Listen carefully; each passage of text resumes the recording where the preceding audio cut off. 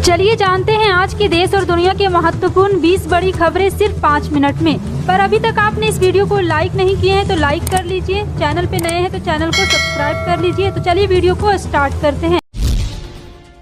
बता दें, भारत के चुनाव आयोग ने शिंदे गुट को मान्यता दिए जाने के 5 दिन बाद मुख्यमंत्री एकनाथ शिंदे को मुख्य नेता के रूप में नियुक्त किया है। शिंदे ने मंगलवार देर रात मुंबई में अपनी पार्टी की पहली राष्ट्रीय कार्यकारिणी की बैठक की अध्यक्षता की। इसके तुरंत बाद पूर्व मुख्यमंत्री उद्धव ठाकरे की शिवसेना के नेतृत्व वाले गुट ने सुप्रीम कोर्ट में ईएसआई के कदम को चुनौती दी, जिसकी सुनवाई बुधवार को होनी है। उद्योग मंत्री उदय सामंत ने बाद में मीडिया कर्मियों को बताया कि बैठक में शिवसेना नेता, सांसद, विधायक और अन्य ने सर्वसम्मति से शिंदे को पार्टी की ओर से सभी निर्णय लेने का अधिकार दिया है।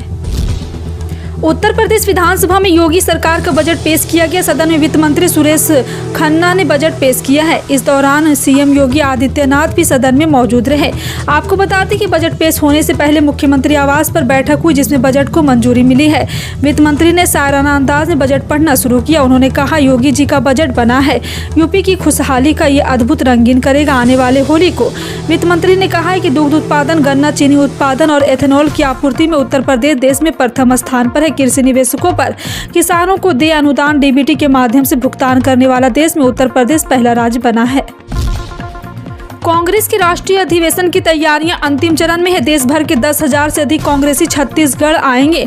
उनके ठहरने, आने जाने और सुरक्षा के तमाम इंतजाम कर लिए गए हैं। और आपको बता दें कि और अब भी राजधानी रायपुर में 24 फरवरी से कांग्रेस का राष्ट्रीय अधिवेशन शुरू हो रहा है। इससे एक दिन पहले 23 फरवरी को कांग्रेस के राष्ट्रीय अध्यक्ष मल्लिकार्जुन खड़गे रायपुर पहुंच जाएंगे। इसके बाद अगले ही दिन राहुल गांधी भी रायपुर पहुंच जाएंगे।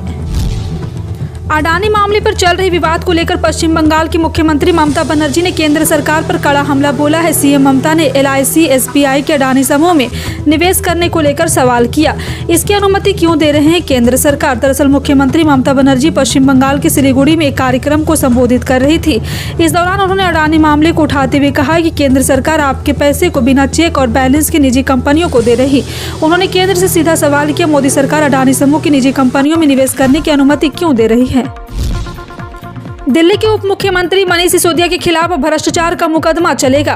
केंद्रीय गृह मंत्रालय ने CBI को फीडबैक यूनिट जासूसी मामले में केस चलाने की मंजूरी दे दी है।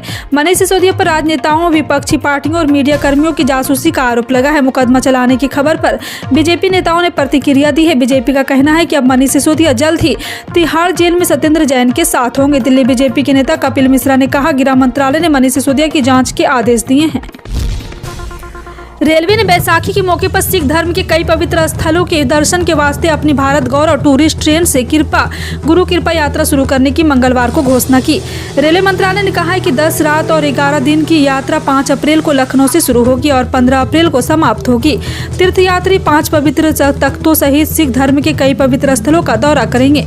मंत्रालय ने कहा है कि दौरे में आनंदपुर साहिब में श्री केशवगढ़ साहिब गुरुद्वारा और विरासते खालसा करतीरापुर साहिब में गुरुद्वारा श्री और यहाँ पे श्री हरिमंदिर जी पटना साहिब की यात्रा भी शामिल है।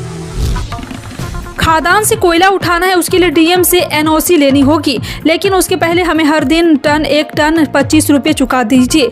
इस तरह से ट्रांसपोर्ट और कारोबारियों से जबरन वसूली की गई। हर दिन 2 से 3 करोड़ कमाए ये पैसे राजनेता, नौकरशाह और कारोबारियों में बांटा गया है। बस इतनी सी कहानी छत्तीसगढ़ के कथित कोयला लेवी घोटाले की। इस सिलसिले में सोमवार को प्रवर्तन निदेशालय यानी कि ED ने ताबड़तोड़ छापे मारे। ये छापे कांग्रेस के कई नेताओं के ठिकानों पर की गई। जानकारी के मुताबिक ED की यह रेड 12 घंटों से ज्यादा चली, जिसमें दर्जनों ठिकानों पर छापेमारी हुई। सोमवार को ED ने जिनके यहाँ छापेमारी की उनमें प्रदेश कांग्रेस कमेटी के कोषाध्यक्ष रामगोपाल अग्रवाल और कांग्रेस विधायक देवेंद्र यादव समेत कई बड़े नेताओं के नाम शामिल है। प्रधानमंत्री नरेंद्र मोदी द्वारा विभिन्न स्तरों पर VVIP कल्चर को खत्म करने के दृष्टिकोण के तहत अब केंद्रीय रेल मंत्री अश्विनी वैष्णव ने एक फैसला लिया है। वैष्णव ने अपने कर्मचारियों से ऑफिस से अटेंडेंट को बुलाने वाली बेल को हटाने के लिए कहा है। उनका कहना है कि अटेंडेंट को बुलाने के लिए घंटी का इस्तेमाल नहीं होना चाहिए, बल्कि अधिकारियों को अटेंडेंट को पर्सनली बुलाना चाहिए। एक अंग्रेजी अखबार के मुताबिक ऑर्डर का सही से पालन सुनिश्चित करने के लिए रेल मंत्री ने पहले खुद अपने ऑफिस से बेल को हटा दिया है। देश के लगभग आधे हिस्से में इन दिनों मौसम की मिलीजुली स्थिति देखने को मिल रही है। राजधानी दिल्ली का भी यही हाल है। इस हफ्ते से दिल्ली का बढ़ता तापमान हर दिन नए रिकॉर्ड बना रहा, लेकिन सुबह के वक्त कोहरा भी देखने को मिल रहा है। 22 फरवरी को दिल्ली में सुबह 5:30 बजे के करीब दिल्ली के अलग अलग इलाकों में घना कोहरा देखने को मिला। दिल्ली के सफदरगंज इलाके में सुबह विजिबिलिटी 50 मीटर दर्ज की गई, जो काफी कम है। दरअसल कोहरे की वजह उच्च सापेक्ष आर्द्रता और हवा की गति कम होना है। विभिन्न राज्यों में पुरानी पेंशन योजना को वापस लाने के आहन के बीच आंध्र प्रदेश की गारंटीड पेंशन योजना के कार्यक्रम केंद्र सरकार की निगाह में चढ़ गई है। कहा जाता है कि ये पुरानी पेंशन योजना और नई पेंशन योजना दोनों में सर्वश्रेष्ठ है। इसे मध्यम वर्ग की विकल्प माना जा रहा। खबरों के अनुसार अधिकारियों का मानना है कि योजना दिलचस्प है, हालांकि इसका विस्तार से अध्ययन करने की आवश्यकता है।